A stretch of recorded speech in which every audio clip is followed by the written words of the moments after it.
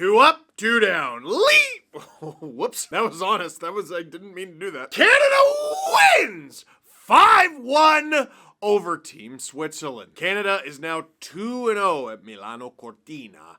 Let's talk about it. Talking about it is pretty much all I can do. My voice is fried, so is Adam's. Jesse, flawless as always. We're only 2 games in, and it's a little difficult to be like, oh yeah, this team looks head and shoulders above the rest. But every team in this tournament pretty much has had their scare. Well, their scare or their game that they lost that they should have won. A team that you lost that you should have won. That should be obvious. You were the favorite and you lost. But what I mean by scare, like Sweden beat Italy, but did they? Oh, sure. I know it shows that they won on the score in the goal scoring contest. Dude, Italy had that game tied halfway through. That's nuts. Just today, Team Czechia, they beat Team France. They doubled them up, 6-3. Czechia had a 2-0 lead and France scored 3 goals in less than 5 minutes to take the lead. That's a scare. Canada has played 2 very solid teams so far in Czechia, who could easily medal, and Switzerland, who could easily medal, and has beat them by a combined score of 10-1. Now, injuries have hurt the medal chances of both those teams, and we'll get into that. I guess we should kind of start with that, eh? No point waiting till the end of the game. I think the most important thing that we're all thinking about right now is Kevin Fiala. If you didn't see it, you don't really need to see it. The building was quiet enough that you could hear someone in the stands, I assume a Switzerland fan, shout a bad swear word and followed by the name Tom Wilson because it was Tom Wilson. Dude, this was an accident. It was a chippy game. Tom Wilson actually got kind of roughed up most of this game. I'm not calling him a meek little lamb. I'm just saying Switzerland was trying to get him to do something. They wanted him to take a penalty. But this was just Kevin Fiala and Tom Wilson, less than 3 minutes to go too, battling for a puck. They collide. Wilson goes down and he falls on Fiala's leg/ankle. He goes down, play is immediately blown dead, and Kevin Fiala essentially doesn't move. Trainer comes out, he's out for 5 seconds before they call out the stretcher. And they remove Fiala from the ice on a stretcher. Never a good sign. Without him even turning over, never a good sign. Last reports are he's in hospital right now, and that's all we know. It's heartbreaking for a guy like Fiala who waits all this time to play in the Olympics. He waits 12 years since the last time the NHL went to the Olympics, and he finally gets to play. He plays most of 2 games, and it's over. His NHL season might be over. That's the second leading scorer in the LA Kings, and you hate to think about it from that perspective. All that really matters is he okay?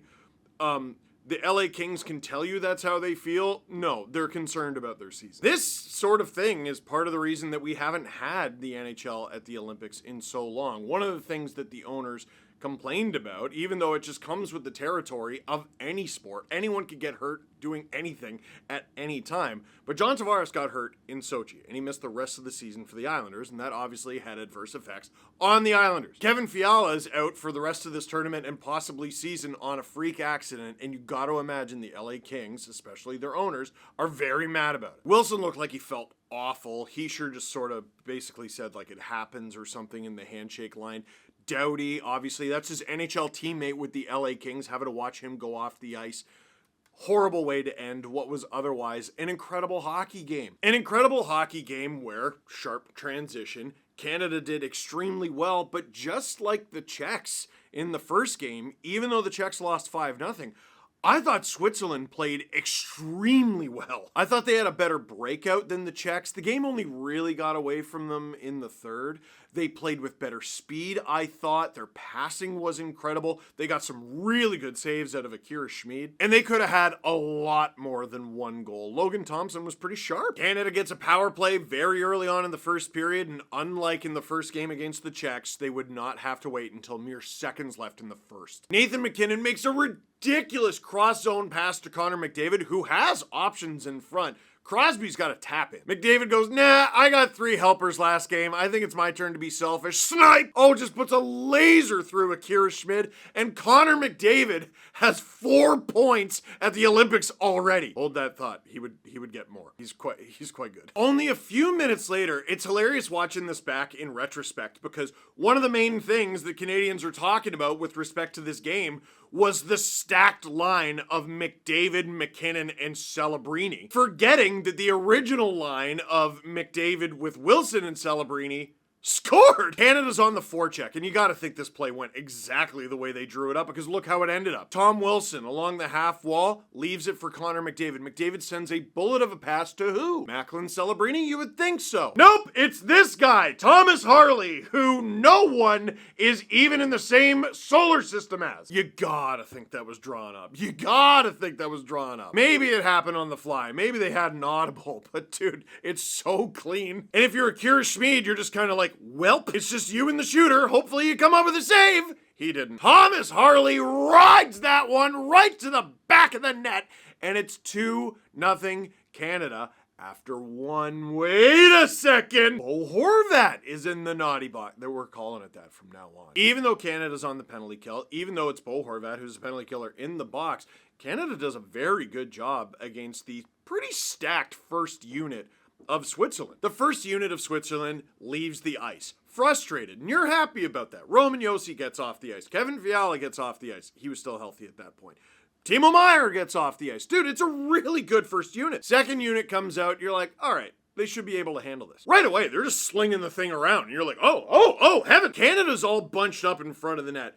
Switzerland bombs it on, and Logan Thompson, you love it to go into his glove clean. He only gets a piece of it. It ends up hitting off the crossbar.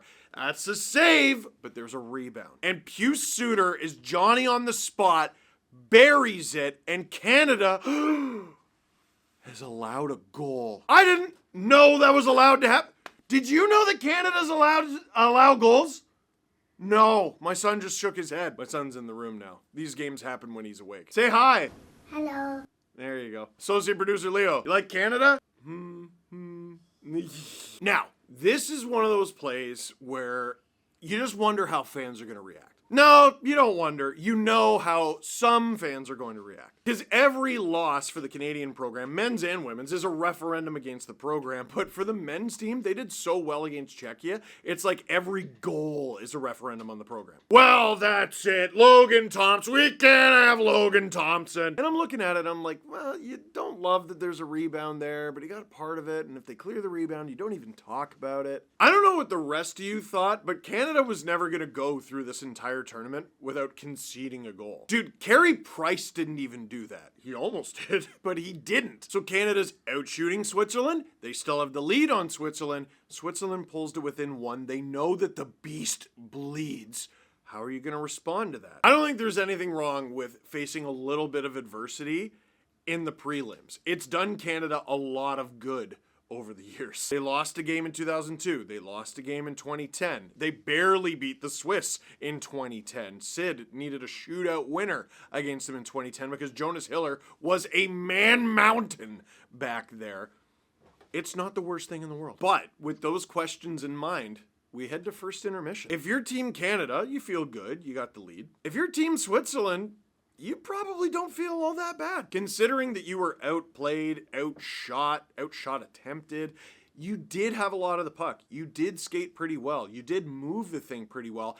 And you solved Canada. Was it on the power play? Sure, it was on the power play, but you drew a penalty. Those are good. I don't look at it as watered down from a 5-on-5 goal at all. That's a skill too. You're allowed to score on the power play, even at the Olympics. Now, second period is when John Cooper throws us for a loop. First thing that caught my eye is Suzuki is out there with Wilson, and is that Hagel? You go, wait a sec, is that Tom Wilson and Suzuki and Hagel? Why does he have 3 wingers out there? And then you remember, oh, it's the Olympics. Suzuki's not even a winger. That dude is a center. Now, that line was a little come-see, come-saw about. They weren't bad or anything. The best part about that line is what it allowed you to do, which is load up what do you even call this line? 3M innovation line. The Mack truck line. The Mack attack. Oh, I think we're going to stick with the Mack attack. Connor McDavid, Macklin Celebrini, that's Mack, that counts,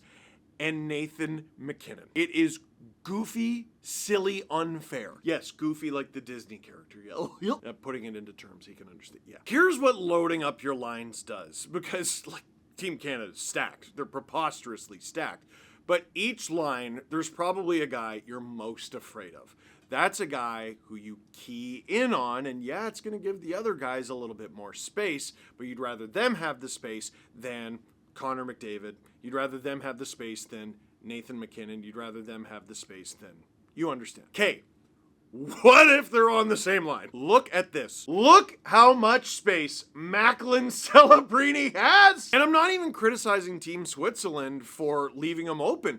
Dude, first of all, the puck is bobbling all over the place. It's a nice pass from Nathan MacKinnon, but also they're a little concerned about Connor McDavid and Nathan MacKinnon. Macklin Celebrini, 2 goals in 2 games. The kid makes it 3-1 Canada. The 2-goal lead is restored. And there's lots to feel good about. They could have had a much bigger lead in this game, even though I thought Switzerland took back some ground during different times during this game. But that breakaway from Sidney Crosby, you're waiting for the vintage moment. Outweight Schmid, scorpion save. I hope that save is remembered because it ought to go down as the save of the tournament.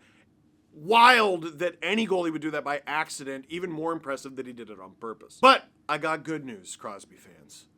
He got it back. Because even though John Cooper was messing with the lines, Crosby with Marner and Stone stayed together as it should. I love that line. Crosby and Marner, man, it's so... Here's how unreal Sid is. You see how much he enjoys working with the both of them in different roles. With Stone, he knows when it's time to, we're going to be impossible to get the puck off of along the wall. And with Marner in open ice, he's like, let's just have fun. And at some point, they have a conversation like, all right, let's get some actual business done. And Stone and Mitch go, all right, Dad. Sid goes, no, I'm going to park here in front of the net. What do? Pass it to Dad. You pass it to Dad. That's right. Mitch Marner perfectly along the ice. Not a molecule of this puck is even skipping. It doesn't hit a rut. It doesn't nothing. Straight onto the blade of Sid the Kid. This man in his 3rd Olympics is still potting the puck. Canada has a 4-1 lead, and that's gotta be it. Even though Canada's probably got the lead locked up here, probably got the win locked up here in the 3rd period, Switzerland still has a lot to play for, because remember, goal differential is very important. Czechia lost 5-0. That's -5. Right now, you're sitting at -3. You don't want to be at -3, but you'd rather be there than -5. Just hold the fort. Maybe even get one back. That'd be great. Yeah, well, no such luck, because remember, John Cooper is a sadist, I guess, and he kept the Mack truck line together. Are we sticking with Mack truck? He kept the Mack attack together. Oh, wait, no, okay. The Mack attack was relentless. Oh, we're gonna go with that. Celebrini, McDavid stop. MacKinnon on the rebound. Oh my goodness, dude. And McDavid has another point, another assist, his sixth point. Through 2 games. It's a 5-1 Canada lead. Switzerland is still not -5. And would they have gotten one? Would Canada have gotten another one? We're never going to know. But the final 3 minutes of that game were basically just flinging the puck around. It's a shame because, as the 3rd went on, John Cooper played Horvat a lot more, Bennett a lot more. That's the best Bennett's looked. Jarvis, holy cow. He had probably 19 scoring chances in the 3rd period alone. He played excellent while Brad Marchand rested. In Canada, looking pretty good after 2 games, and they got France on Sunday. Now, here's what's incredible. The record for points in a single Olympics for a Canadian is 8 somehow. 8. Jonathan Toews in 2010 in Vancouver. I didn't know that. Crosby's got 6 heading into a prelim game against France. No disrespect to France, who has already punched above their weight at these Olympics. I think he might break it on Sunday. Not to mention, he might carve a man in actual half. He is rocking everyone. I have never, ever, I've watched his whole career.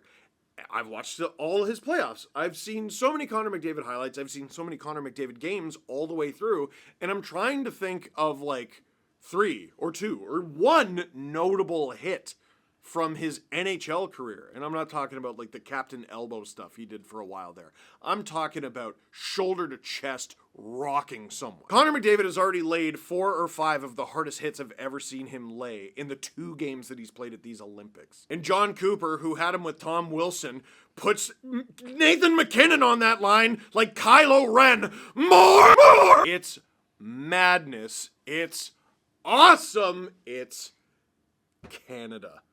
Questions. Is Mitch Marner extra clutch when he wears a Leafs crest? Yes, I have always said this. Ooh. Is Thomas Harley the best Canadian defenseman? So I'm going to remind you that a Colorado Avalanche fan edits these videos, and he's going to hunt you down. Oh, and I noticed that your username is Miro for Norris. Oh, that's not going to go over well. Oh, you're a Stars fan. Okay, that makes sense. But legitimately, Thomas Harley, who hasn't really had like a mind-blowing season, like not everyone thought he was guaranteed to make this team. I thought he was going to make it, but it wasn't guaranteed to make this team. He's looked excellent. Travis Sanheim was pretty good too. You didn't notice him a ton, and honestly, that's all I ask. Like, yeah, you need your puck movers, you need your guys to get it done. Canada has those. Harley's one of them. With Josh Morrissey out, I think Harley's workload increases. Shea Theodore's as well. He was very active in this game. With Makar, with Theodore, and with Harley, I think Canada has plenty of puck-moving ability back there.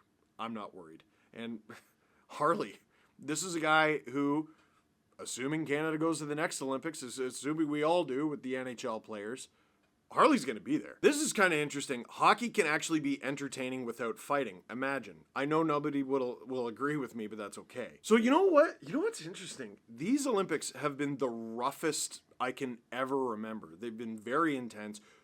Crazy hits. It can be this physical without there being fighting. Like, I don't know, have you been watching these Olympics and thought to yourself, gosh, the game's gone soft? I haven't. Watching Connor McDavid cleave another human being plain in half, I didn't come to that conclusion. Watching Sweden, Finland, I didn't come to that conclusion. Italy and Sweden got well acquainted. They seemed to like each other right away. Listen, when there's a fight, I get up out of my chair. I just think your point is interesting.